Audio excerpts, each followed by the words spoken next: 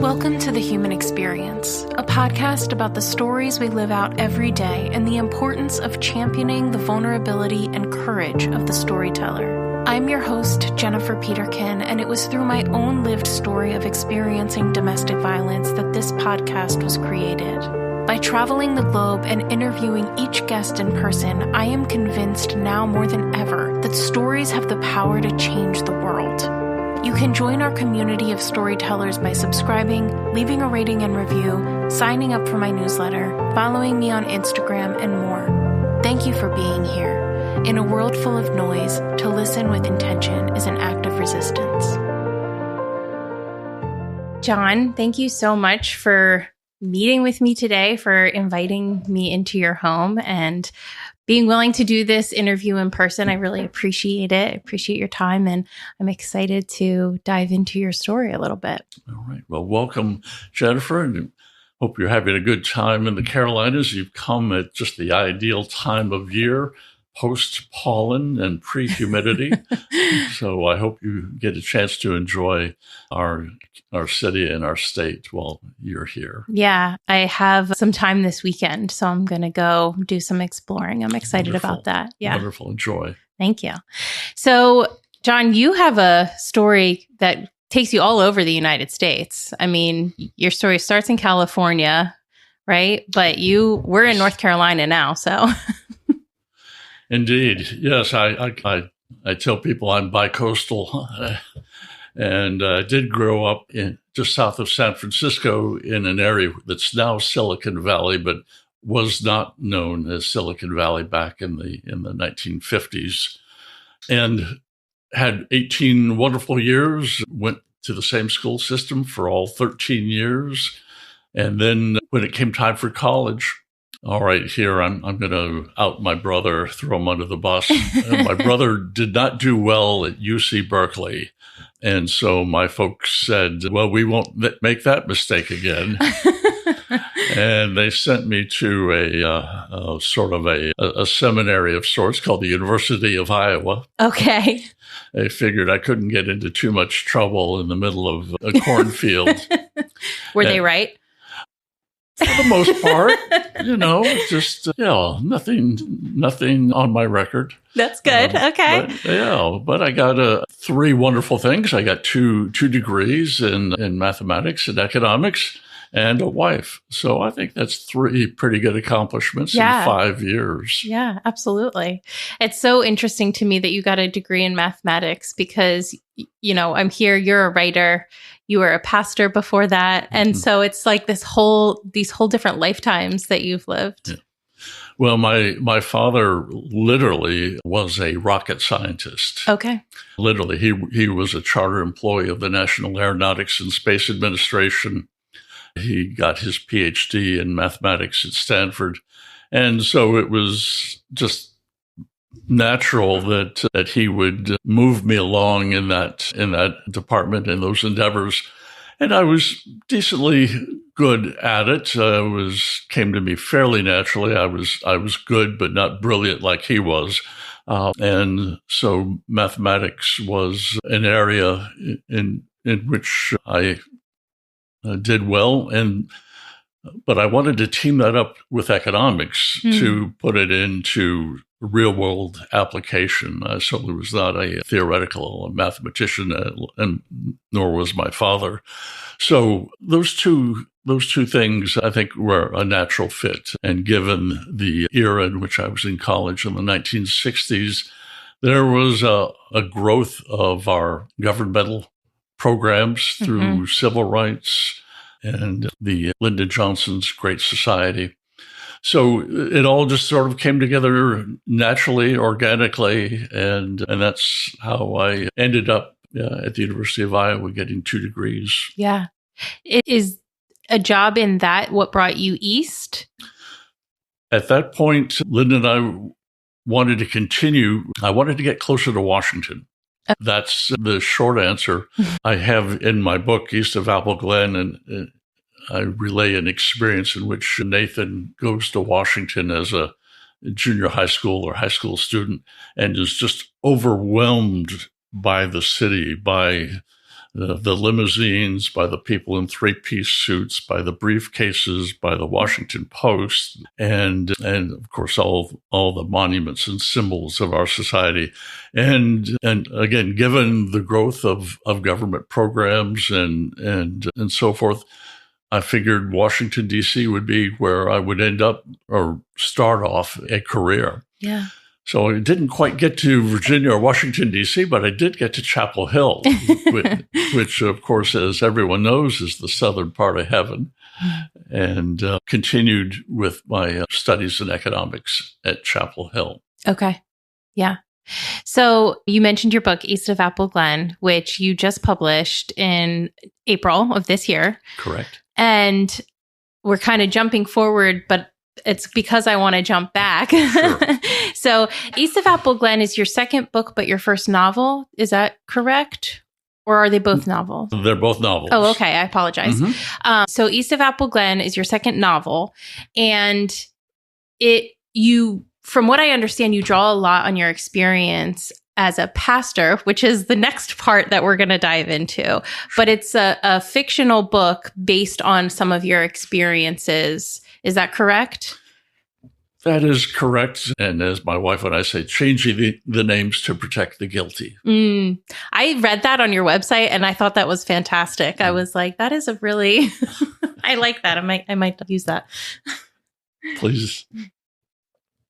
So if you want to briefly describe the book, or should we go into your pastor life first? I don't know which way you want to do this, because they both kind of need each other to talk about. Yeah, it might make more sense maybe to talk a little bit about pastoral ministry. And after getting out of school, I spent 20 years as a health economist. Okay. And that was a wonderful career. I could have ridden that wave all 40 years and done very well. But I got to tell you, after 20 years, I just got tired of doing spreadsheets. It just sort of collapsed under the weight. I was dealing with numbers, 40 hours a week and very little with people. The office I had, I said it had no windows and no doors. It was just filled with computers and data and analyses, and very little to do with people. And we were active in our church. And I remember there was one Sunday where our minister went on vacation, and he asked, it was a very small congregation, so he asked me if I would deliver the sermon that Sunday. And at the end, of course, you have a very supportive congregation there. They said, someone came up to me and said, "John, I think you missed your calling." So that just planted a seed in the back of my mind, having I really, I'd spent 20 years doing health as a health economist. Had I really missed my calling? And I took a couple of years just to do some further exploring before entering seminary. And would you repeat the question? What then? No. Mm-hmm. Actually, then where did you go to seminary? So we lived in this home on Folger Drive in Charlotte, North Carolina, and we took our three youngest kids to seminary. I remember our number two boy, or actually oldest boy, number two in birth order. Okay. He went off to Appalachian State, and I went off to seminary in St. Louis.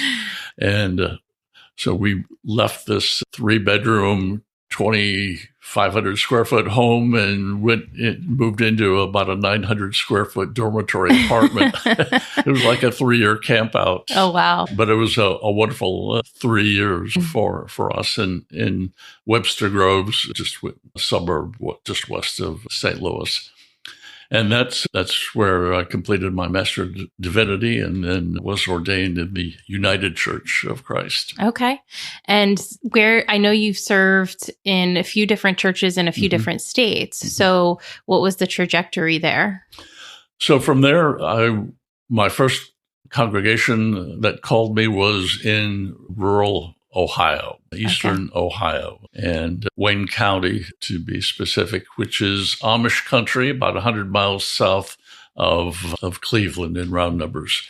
And it seemed idyllic to have a town of 279. With our family, we made it up to 284.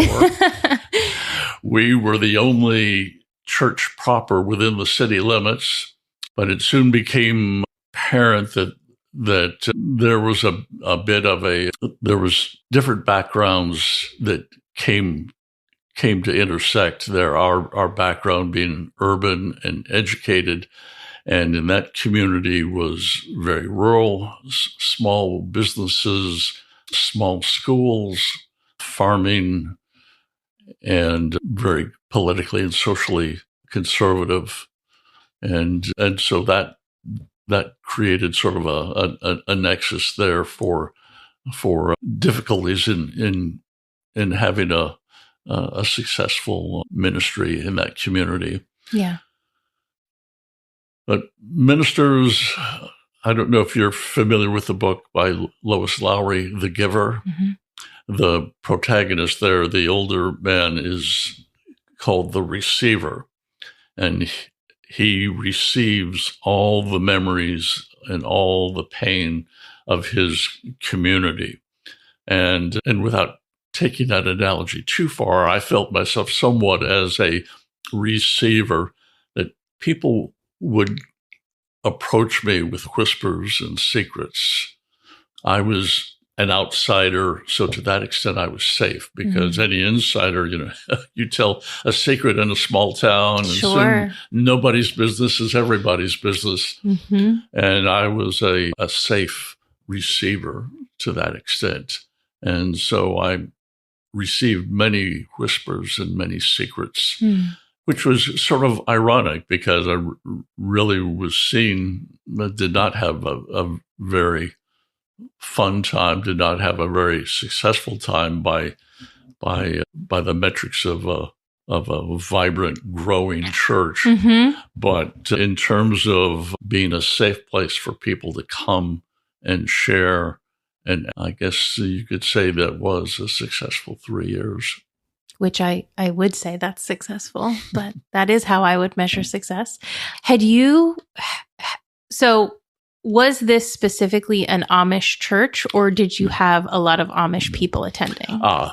No, definitely not. The Amish and English meaning anyone who's not Amish. I mean, you can be Chinese or African American, you're still English. The Amish and English interact. They can have business and light social relationships, but no deep connections or friendships in that regard. The Amish are old order Mennonites. They divide themselves into districts, and no cars, no telephones, very plain dress, no electricity, and they divide themselves into districts, and they have a bishop. I was with the United Church of Christ, which came out of, I think that part of Ohio was settled by Swiss people. So that church was maybe 150 years old at the time. It had been settled back in the 1800s. So we were a mainline Protestant church, if I can use that description, but very separate from the Amish and their own theologies. Yeah. So it's very interesting that they chose to talk to you. Well, again, I think I was a safe place. I think I was trained. I had a seminary degree, 3-year degree in theology and biblical studies. And the bishops, the leaders in Amish churches, are chosen by lot. So there's no theological training whatsoever, at least there's no requirement. So when a bishop dies or retires or whatever, they put the names of the men, and of course have to be men. They put their names on strips of paper and put those strips of paper in a Bible. Mm-hmm. And whoever's name is drawn out of the Bible becomes the bishop. And that's sort of seen as for those biblical readers, that's how Matthias was chosen to replace Judas, biblically chosen by lot. Mm-hmm. So they see that as God's will, that person is chosen.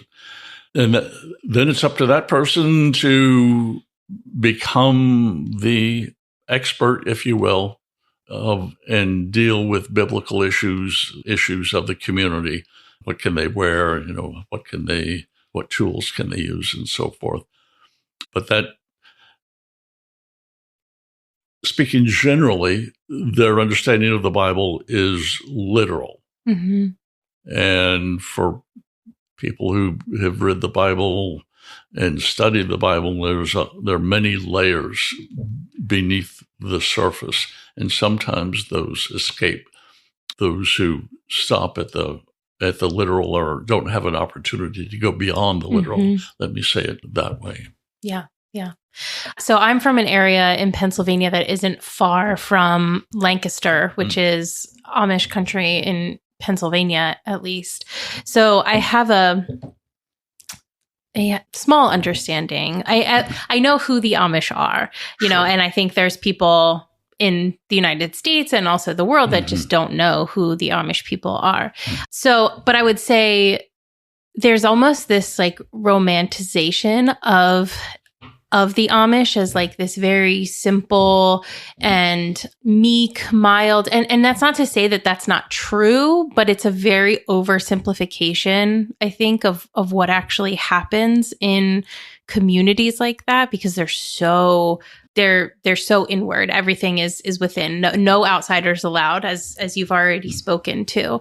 So what would you say to someone, I guess, first of all, who doesn't really understand what Amish is?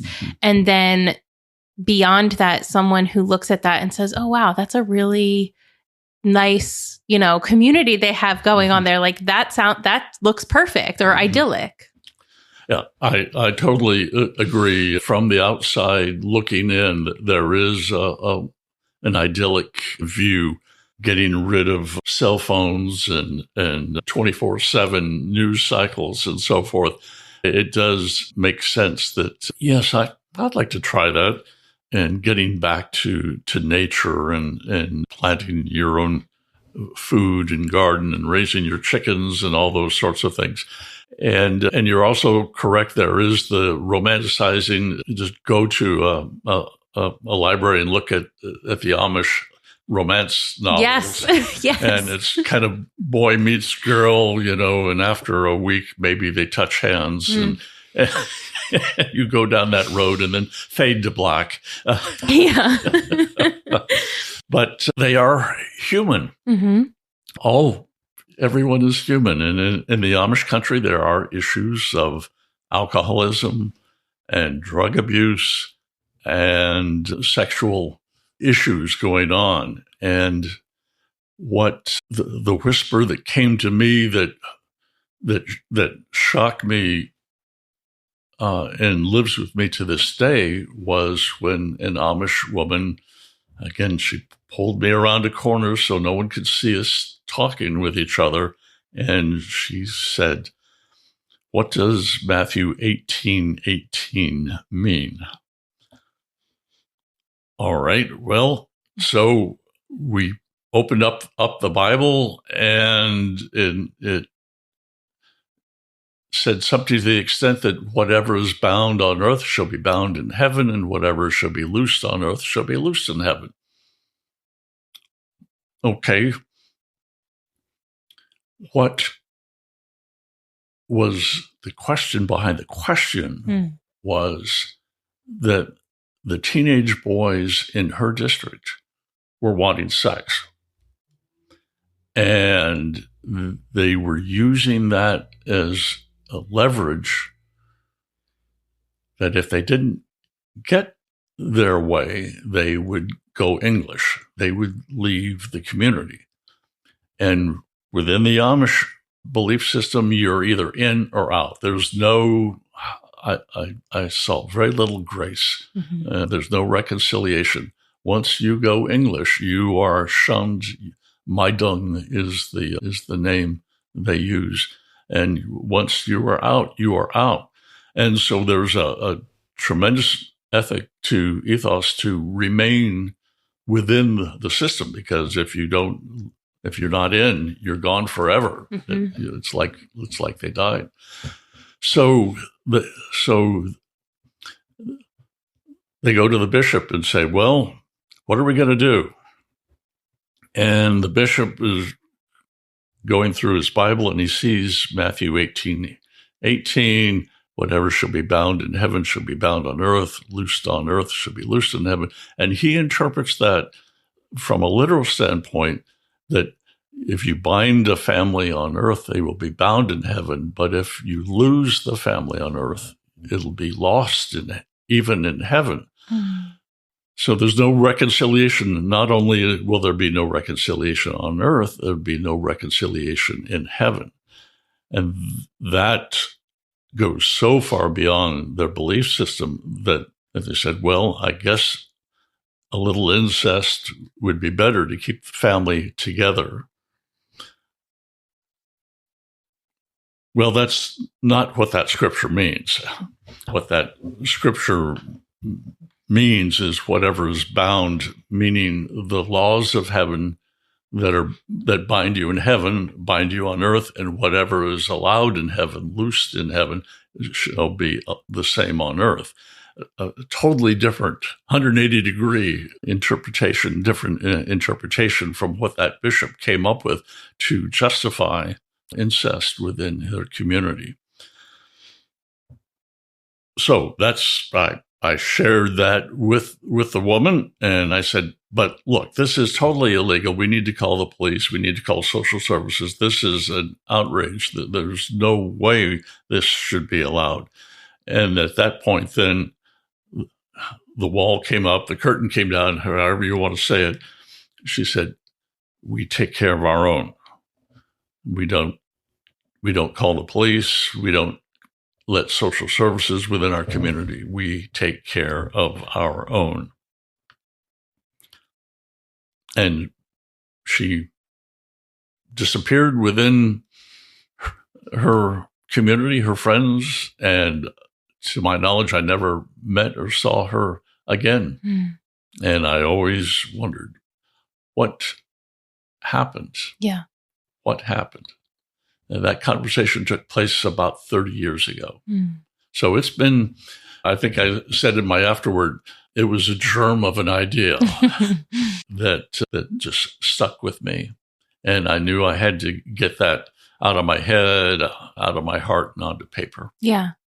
I'm so glad you did. Yeah. You know, I have so many thoughts running through my head and so many questions I want to ask you. But as you were talking about the interpretation of that from that bishop and how, you know, keeping the family together was more important than any other virtue, any other command. And it just makes me think, so I am a domestic violence advocate, and anybody that's been listening to the podcast has probably heard me say that 100 times, but it just makes me think of, you know, I was in my own domestic violence situation and I was married and I sought divorce after going through that.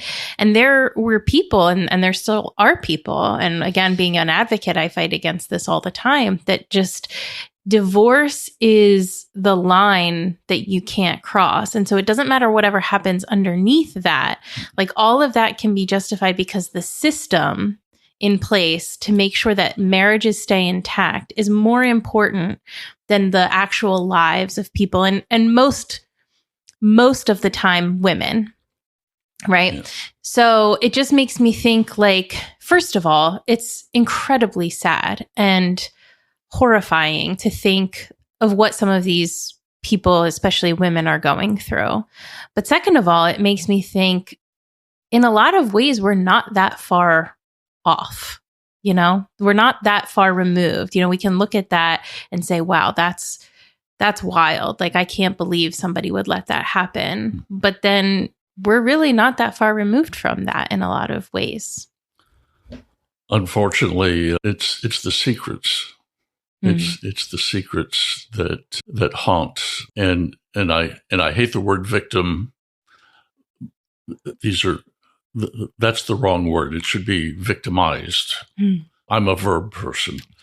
Yeah. So victim is a noun, victimized is a verb, and that's totally inappropriate. That violates any sort of belief system that I can relate to, that the integrity, the holiness, if you will, of an individual, that is sacred. Their space, their identity, their calling, that must be honored. Period. Yeah.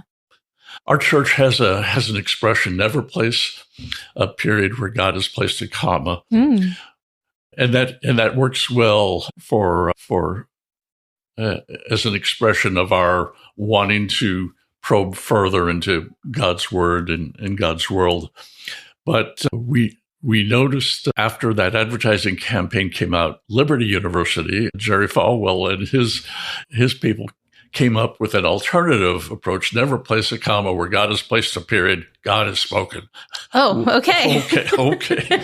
Well, I think we can agree that the everyone's life and body and soul is their own, and is to be, it's a gift of God, born in God's image.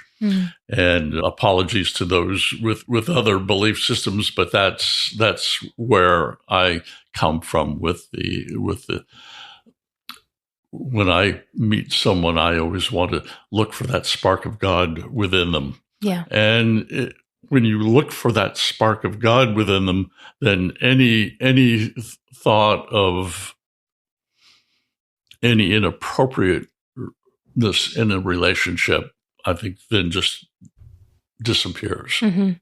And so that's my personal response. But clearly, I think we're in full agreement where in between human law and God's law that the body is God's own creation and cannot be violated. Yeah.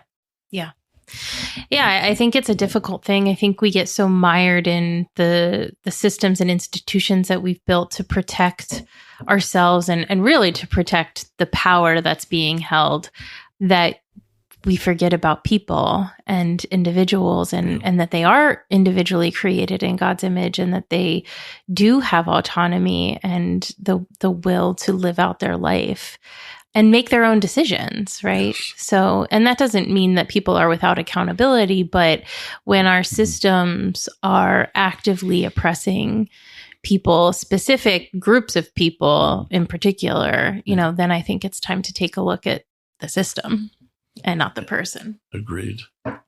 So I'll step off my soapbox and we can go back to your story. But so how long were you in Ohio? We were there for 3 years. Okay. It was 3 interesting years. We did a lot of talking within our family, my wife and our 3 children. And we did feel, despite all the difficulties that we had, that our children had, we did feel called there. Just before we arrived, a member of the church, he was president of the men's club. He had just been recognized as teacher of the year in the local grade school.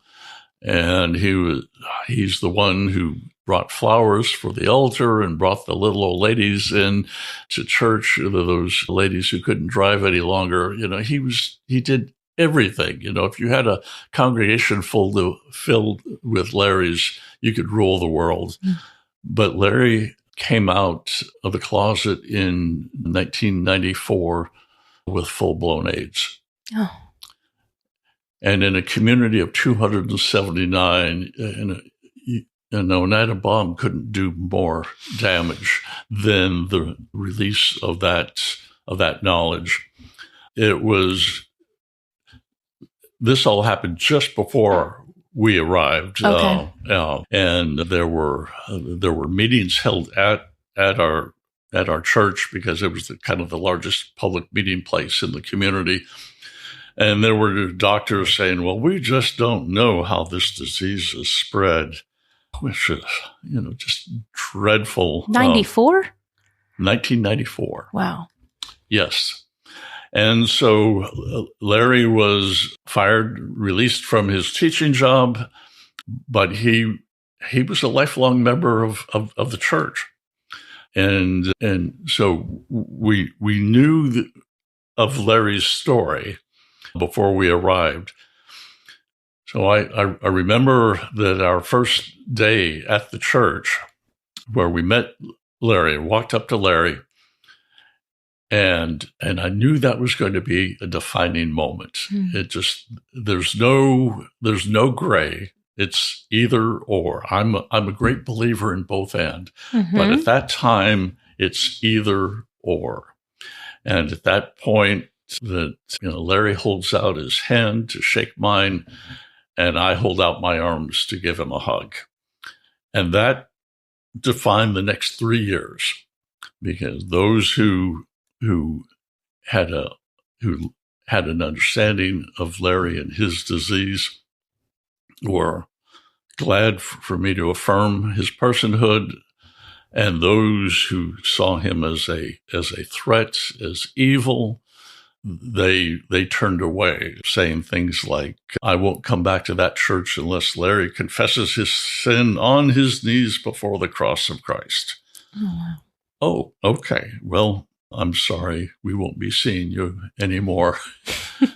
And Mother said, "My children are afraid to come to this church." And said, "Well, I'm sorry, you might take your things, and I'm sorry, we won't see you anymore." So it was, day one. that was day one. Yeah, you made your impression. Yeah.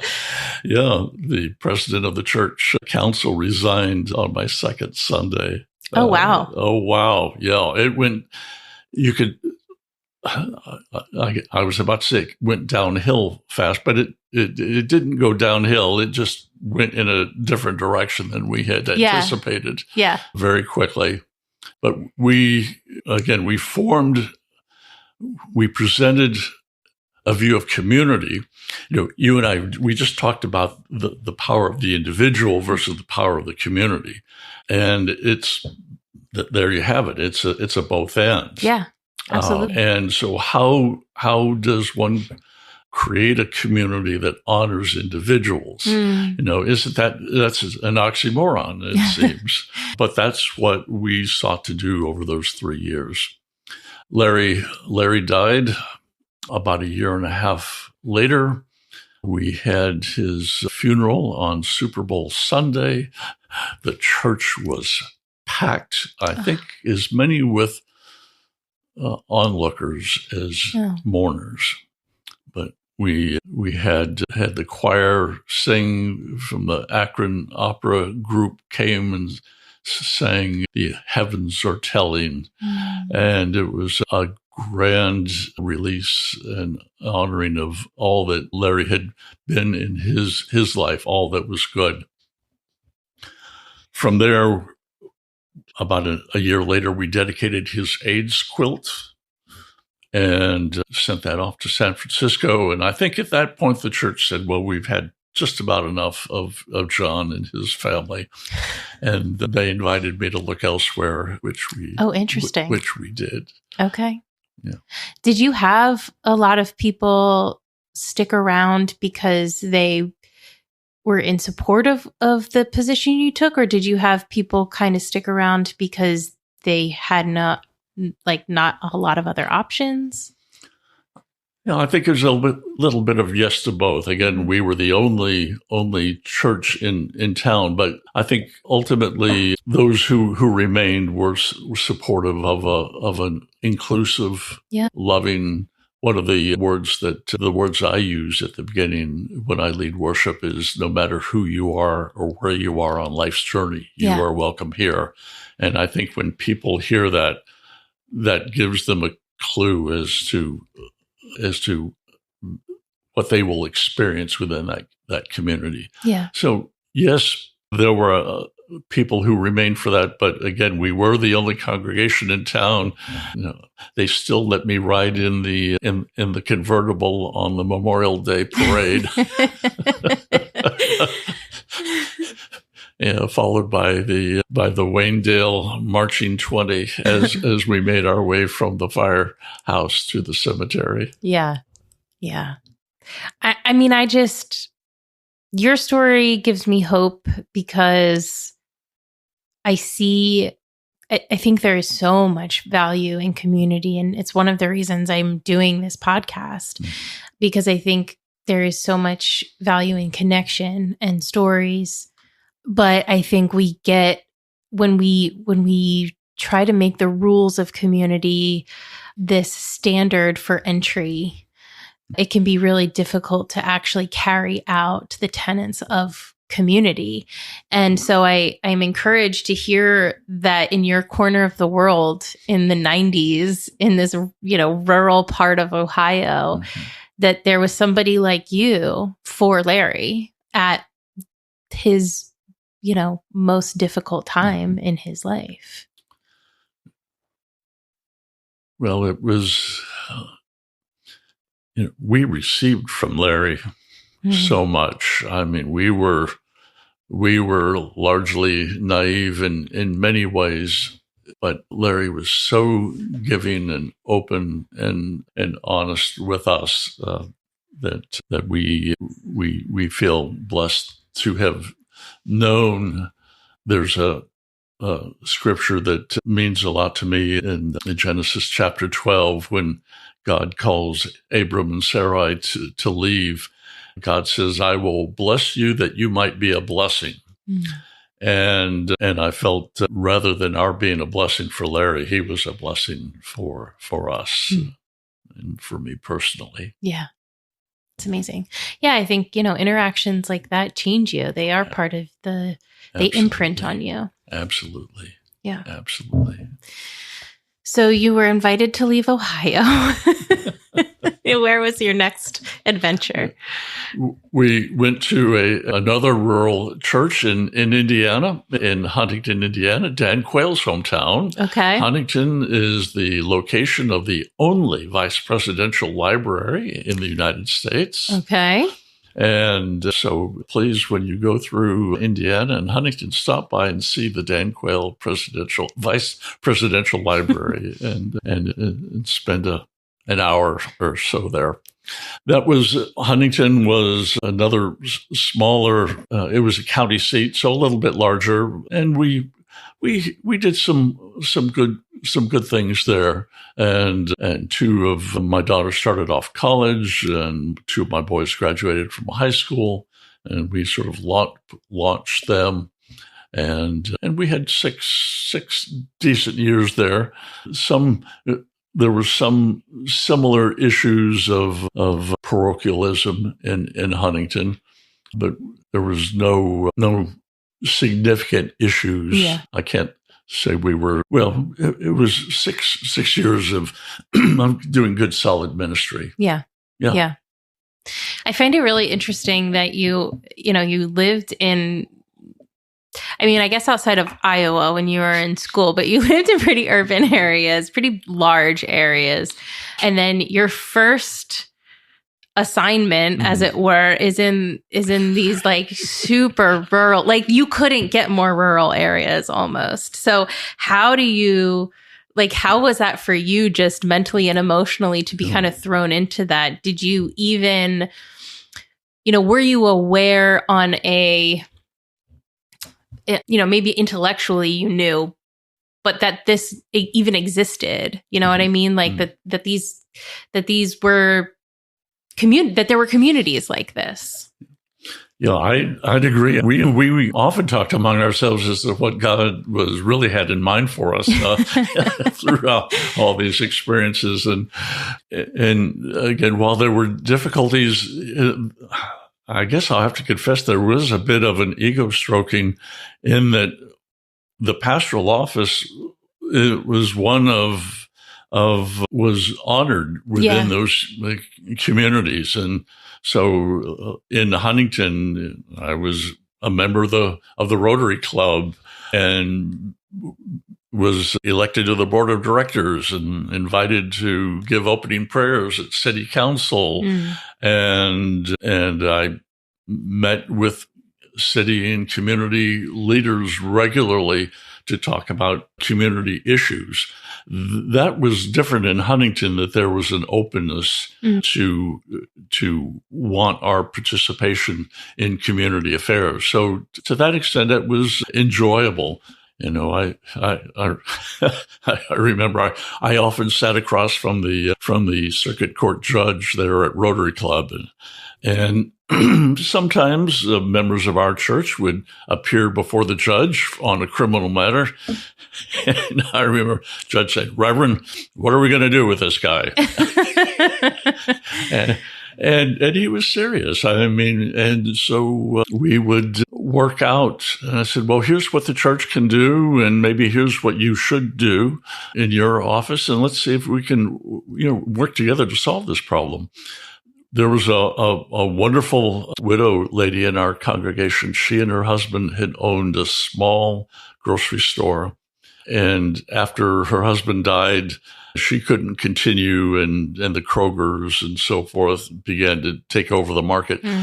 And she donated the grocery store we created a nonprofit, and we converted that grocery store into food pantry, into a clothing closet, into small appliances, into here's how to interview. And it was a resource for people who had been knocked on their patootie, and to get them, dust them off, clean them up, give them food, and get them back into the community. Yeah. That was that felt really good to be able to transform that and have that as a resource for the entire community, not just for our church. It was a county-wide resource. Yeah. So when the judge says, Reverend, what are we going to do with so-and-so? Well, I could say, here's the organization that we have, and here's what we can do for him or her as a part of the legal requirements that you have. But we gave him options. Yeah. And I think he appreciated that we just weren't going to throw someone in jail for a couple months. That wasn't going to solve anything. And these weren't, significant crimes.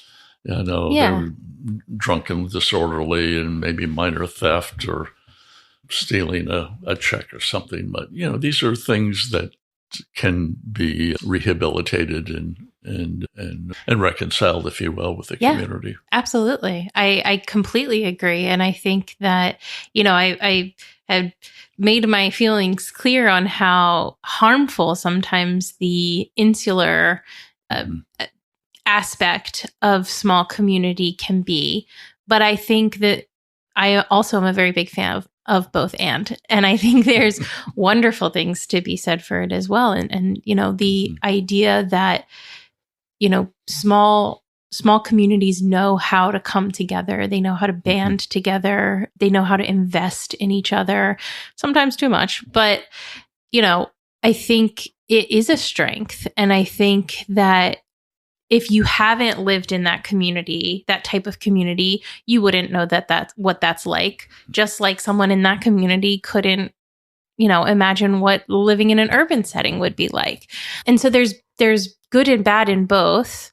But I think it's so wonderful to, in that specific way, to talk about rehabilitation and reconciliation. There was a podcast, I'm going to butcher this because I remember the sentiment of it, but I don't remember all of the details.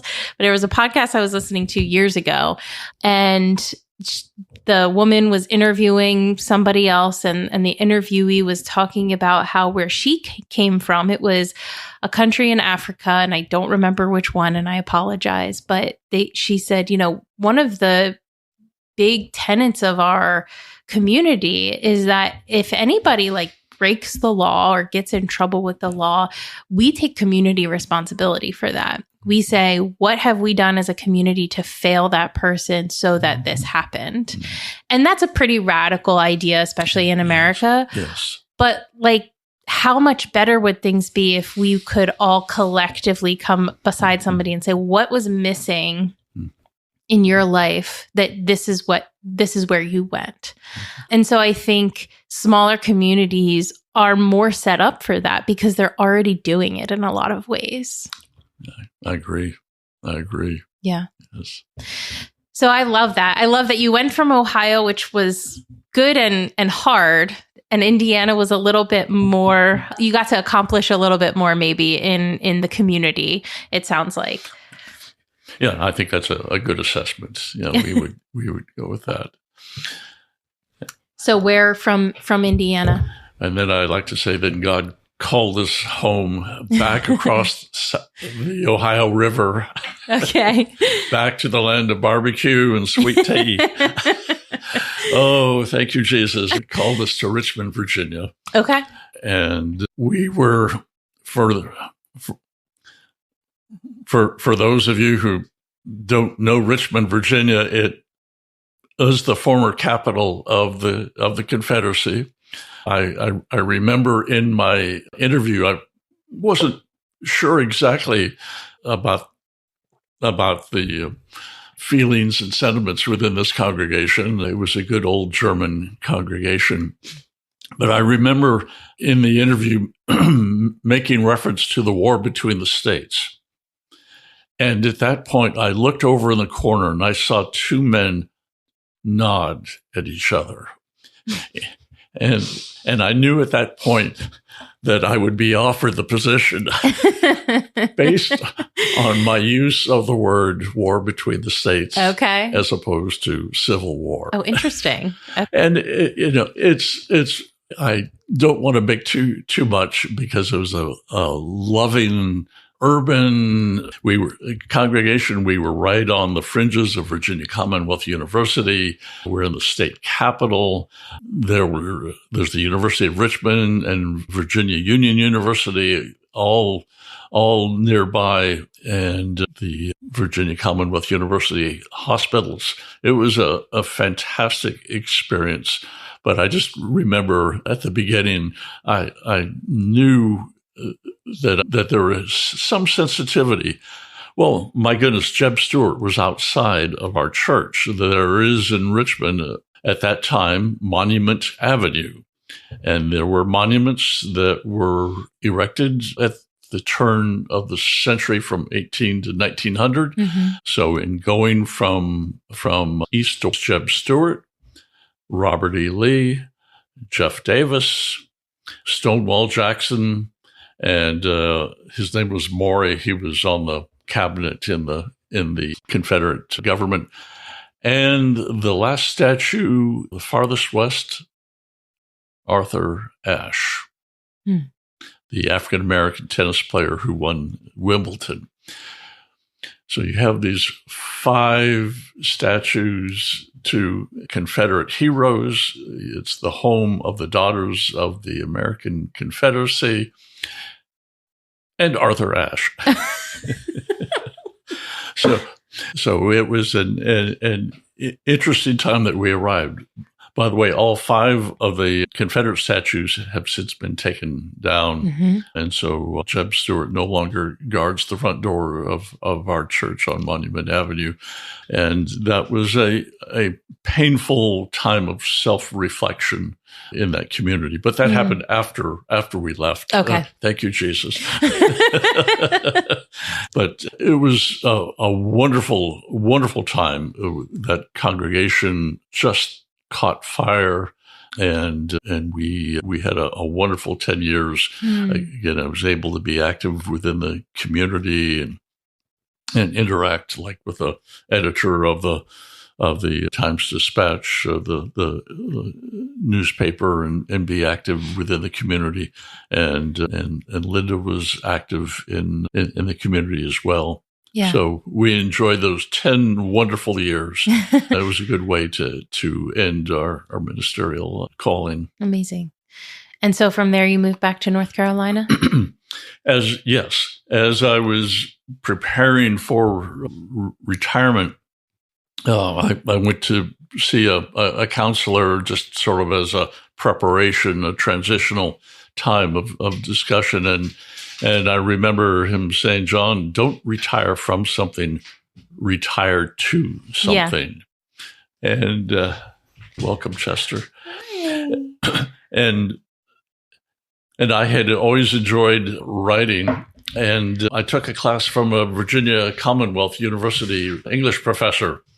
And there were about 6 or 8 of us in a group. We'd meet at night for a couple of hours and we'd write papers. And it was fun. We developed a class mantra. Where's the conflict? As people would submit papers, they said, well, this is interesting, but where's the conflict? And I sort of adapted that to say fiction should have friction. There you go. There you go. It's not interesting unless there's a conflict to be resolved. And don't we love other people's conflicts, not our own? We hate those. Right. Boy, do we love seeing how other people respond, react, or not to conflict in their own lives. Yeah. That's fantastic. I love that you kind of just had a plan for after you were going to be retired. I think it's so important, and it keeps you young in a lot of ways. You're not that everybody that retires is aimless in any way, but just the idea that I think so much of our identities gets caught up in what we do, which is problematic anyway, but for the lack of having actually processed that, having something else that means something to you, that, you get value from and that you pour value into, I think is important. Yeah, it's important for a married couple, certainly, because a lot of wives don't want their husbands alphabetizing their spices and rearranging their kitchens.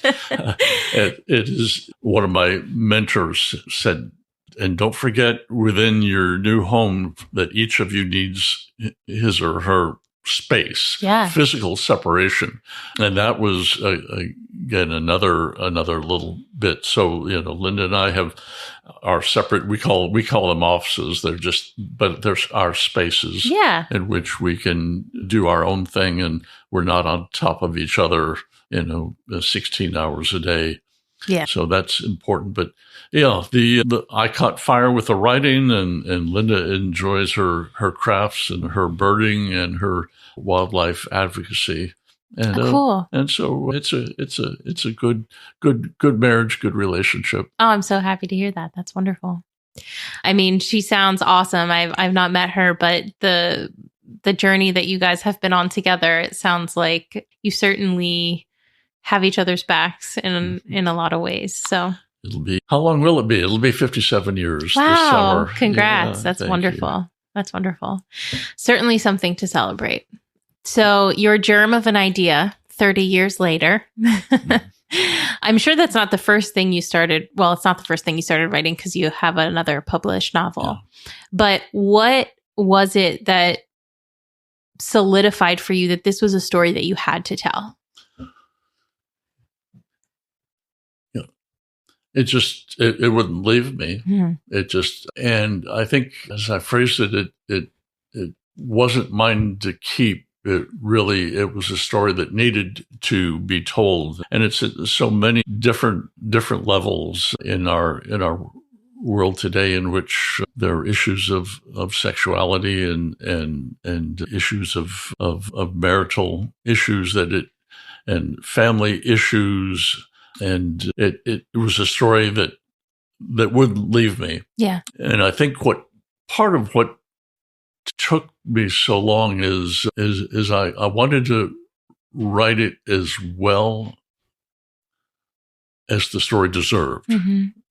And when I first retired, I simply didn't have those skills. I may not have them now, but they're better now than they were 10 years ago. Mm. And that's why this is my second book and not my first. Yeah. Yeah. I love that. You're making me think a lot. Because that is a goal of mine. I've always loved to write, so I would love to finish something. Yeah. Well, I encourage you to do so, and that Jeff Bezos and others make it easy to do so. But it's find yourself a group of other folks, and just meet regularly Yeah. and meet and talk about your writing. I found a group here in Charlotte, and I was, well, I guess I am the only male. Okay. Good for you. There are about 7 other women in the group, so I'm definitely odd man out, literally, in that case. But I remember I said I've got issues in this book that are very sensitive, and I want to set them down in a way that's honest but also appropriate. Mm-hmm. And so I said, please help me make these characters come to life and make them real. Mm-hmm. But don't let me cross the line into something that's just, well, inappropriate. Yeah. Yeah. I think that's a great point, because I think honest storytelling is necessary, and we shouldn't shy away from things that are unpleasant just because they're unpleasant.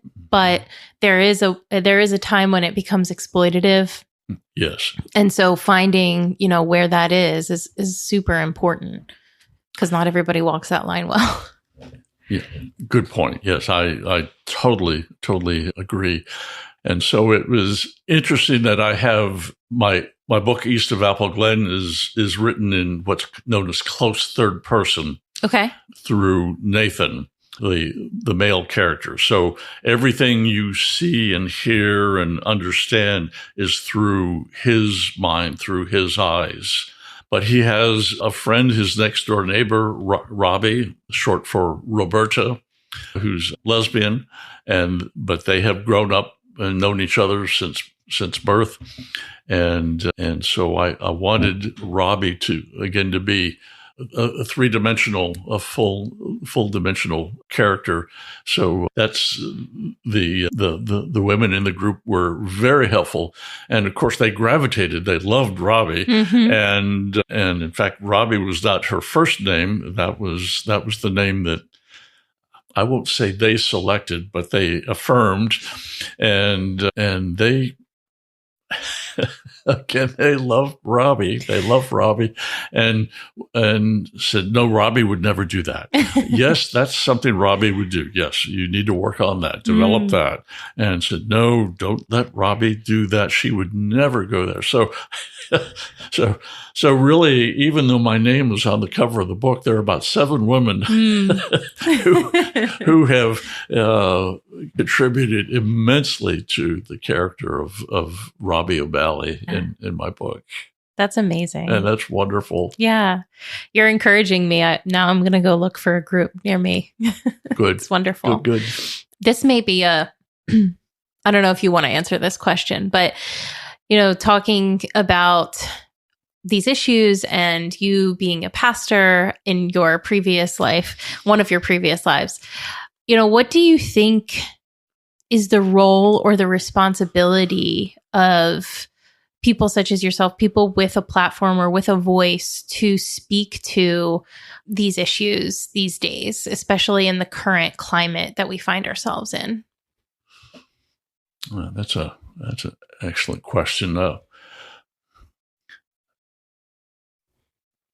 I think there is a hunger for truth in our world, and even truth has been manipulated into truthiness and alternative facts, and that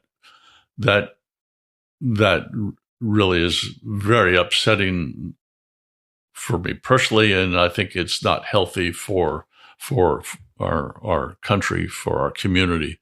I wrote recently, there's an entry on my blog, The Power of One. I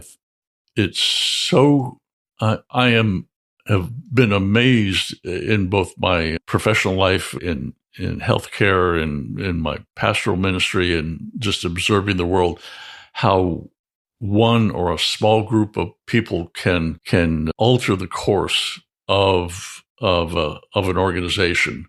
And it's amazing how a group will be deferential to one or a small group of people, or if they're not deferential, they're intimidated. Yeah. And so I see in part through Apple Glen as that story of Apple Glen of inverting the power of one to the liberation through the power of one. There is a small group of bad guys, evil characters in the book, and yet here we have two 20-something-year-olds who know that something evil is going on and it is inappropriate, it needs to be confronted, needs to be redeemed, needs to be repaired. And so I guess that's taken that onto myself as a way of speaking truth to power.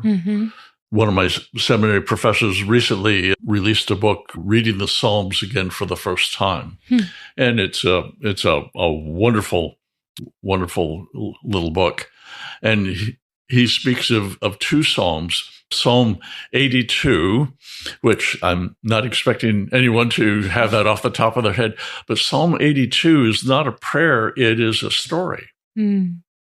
And it is a story in which the heavenly court, God's heavenly court, puts the little g gods of Palestine, or the little g gods of that part of the world, on trial, and puts them on trial for not pursuing justice for the people, for the citizens of the world. And that story has got to be, in round numbers, 3,000 years old, potentially the roots of that, because it goes back to certainly pre-Jesus days. Then there's another Psalm, 72, in which, for those who would want to read just 4 verses, has a job description for the king.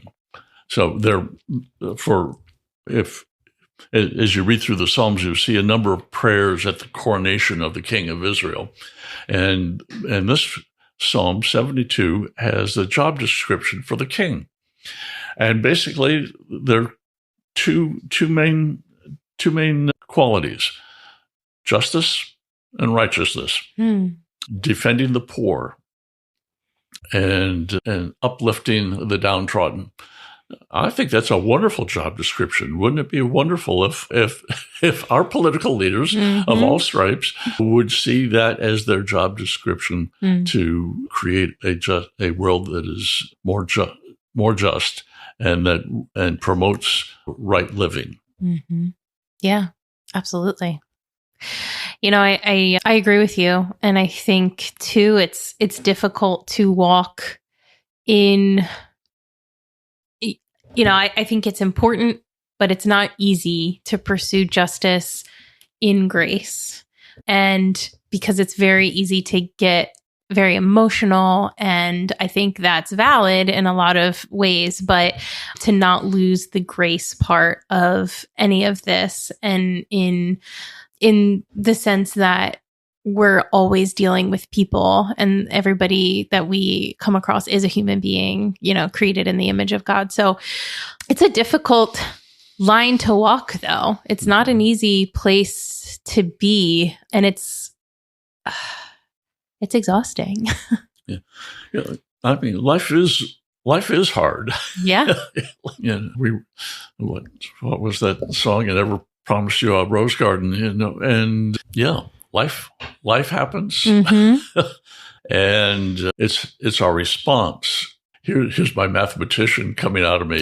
You know, as I was creating models for healthcare expenditures and doing that economic analysis, you know, you have a function with so many explanatory variables, but at the end of that equation, there's a little Greek letter called epsilon. And those are factors that over which one has no control.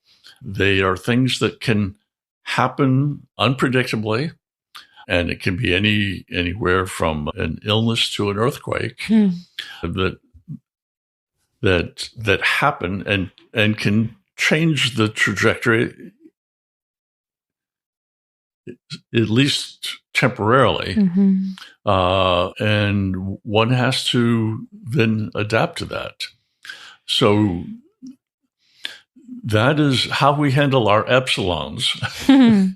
I think is how we live our lives, and I think it's for those who have a more rigid or narrow perspective. I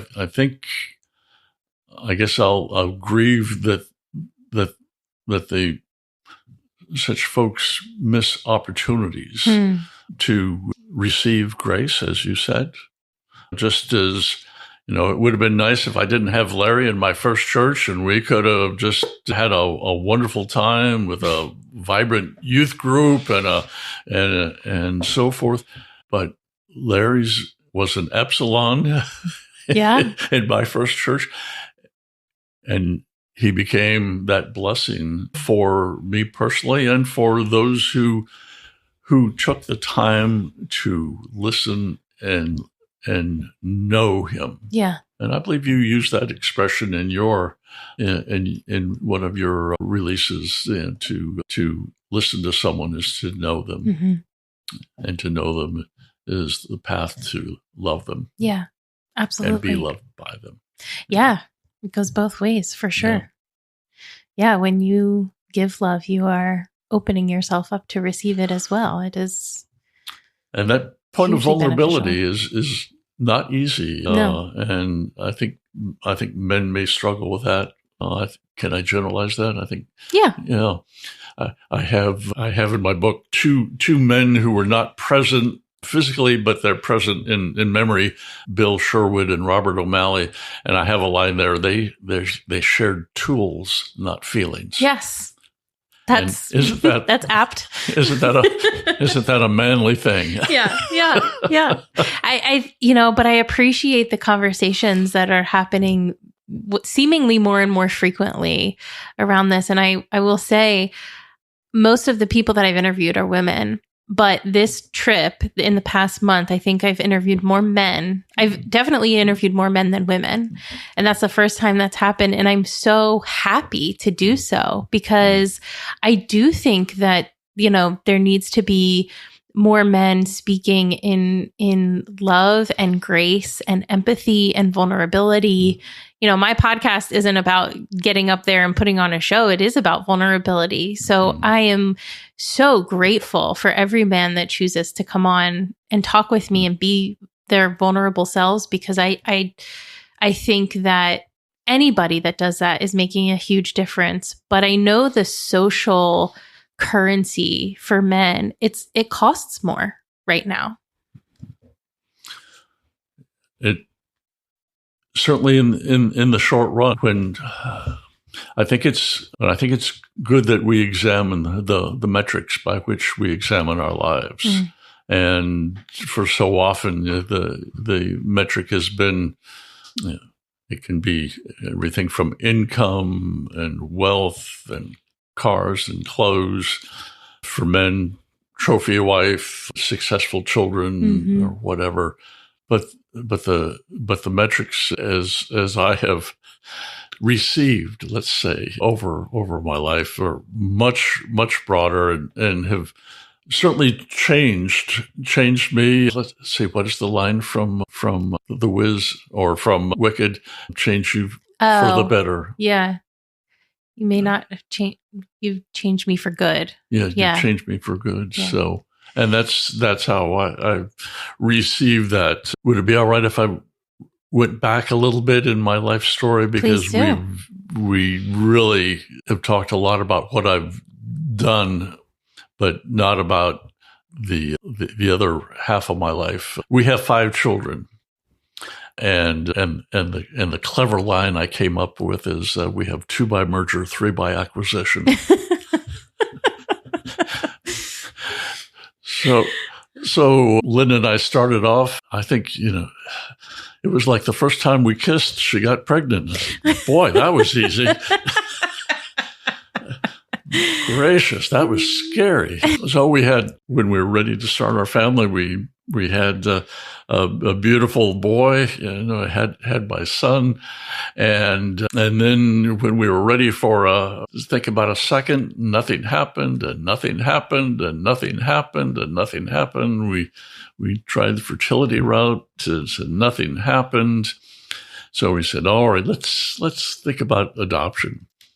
And so Pete was approaching nine years old or so, and we got word of a beautiful little girl, 3-year-old girl, available to us in eastern North Carolina. And so we adopted Chrissy. Although Chrissy was very wise for her years. I remember when we were having that first conversation, she was interviewing us. We weren't interviewing her. She was interviewing us. And she said, "Do you beat your son?" Oh. Said, No, we don't beat our son. But, now wasn't that a revealing question for her to ask as a 3-year-old? Chrissy is a beautiful little multiracial child. And I just say that not that you need to know that, but she brings, again, so many different backgrounds into her life and into her love and into our family. So we adopted Chrissy, and wouldn't you know, within months, Linda became pregnant.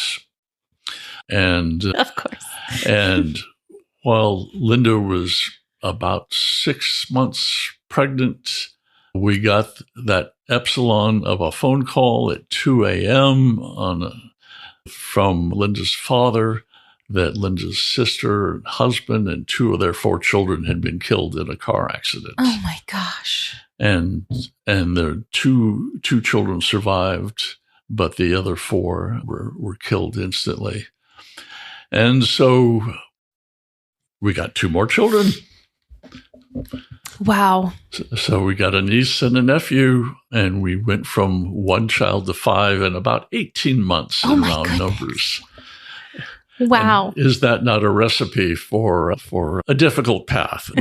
But it has a happy ending because here we are now, some 40 years later, and we have 5 beautiful, successful children, and we are, if I can say, we are a family. And it is interesting because as we show pictures or as people who don't know us come to see us, they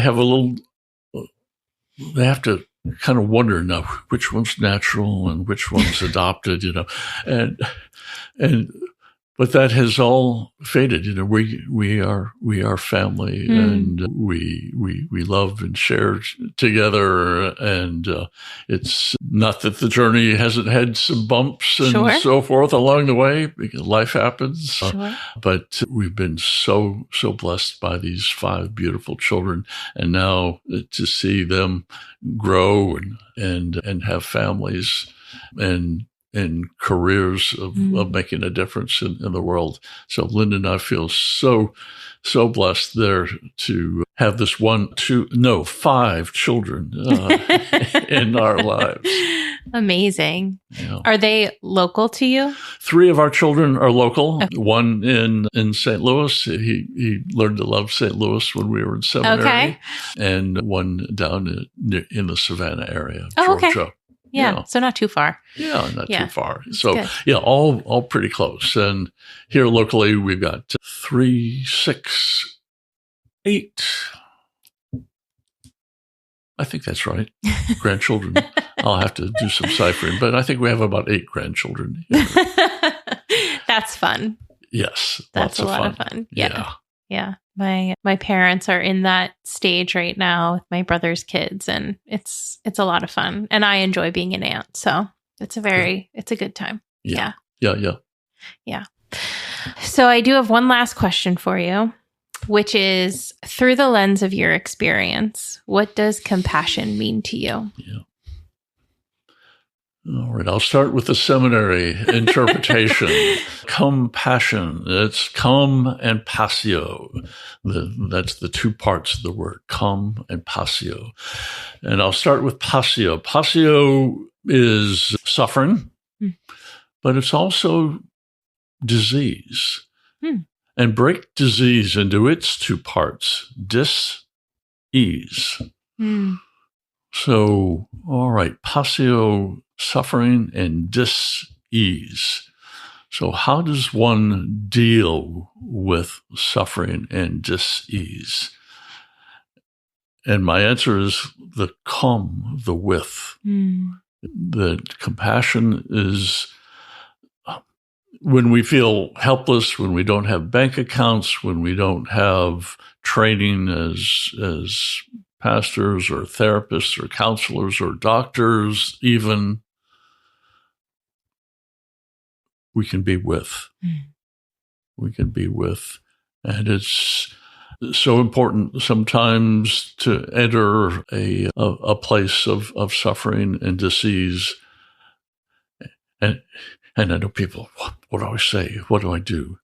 And sometimes you just sit, maybe reach out a hand, and if it's taken, all right.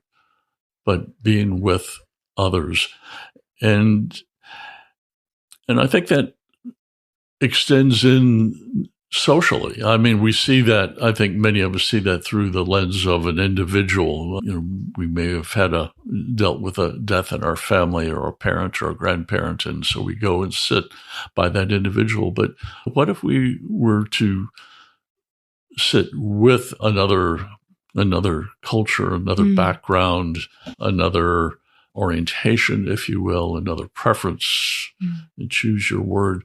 And rather than try to talk and speak and tell what your understanding is, first just sit and be with. So that's my understanding of compassion. And it's been so beautiful to have been privileged to sit with people so very, very different from my own upbringing and my own world view and my own life experiences, and just listen and be with them. Yeah. Wow. I love that answer. And I didn't know the disease part of compassion or passio. So that's really interesting. And it adds another layer and depth to the word. So thank you for sharing. But John, thank you so much. Your openness, your candor, and your commitment to, doing what you're doing and being with is just a breath of fresh air, truly. So thank you. And thank you for sitting down with me and telling your story. Well, and I think for the community that you have or that we have created this morning is so important for those listeners who really have no one to be with at this time. They do have you to be with and to know that you are with them, would be with them if you could, but are with them through your voice and through your love and through your life experiences. I think that's so very important in our world that has maybe grown somewhat isolated through various circumstances. Now to have a community to be understood and heard. Yeah, exactly. Who you are and where you are, right? Yes. Yeah. Well, thank you once again. And we will link to you in the show notes so people can find out more about you and grab your books as well. Thank you. Thank you for listening to The Human Experience. If you enjoyed this episode and you'd like to help support the podcast, please subscribe, share it with your friends and family, share it on social media, and rate and review it on Apple Podcasts and Spotify. You can also support the podcast financially by going to my website, thehxpod.com, linked in the show notes, and clicking on Donate. It takes a lot of time and resources to create this podcast, so every little bit helps. Everyone has a story, and I'd love to hear yours. So be sure to check out the show notes for more information about how to stay in touch. Do good and love well.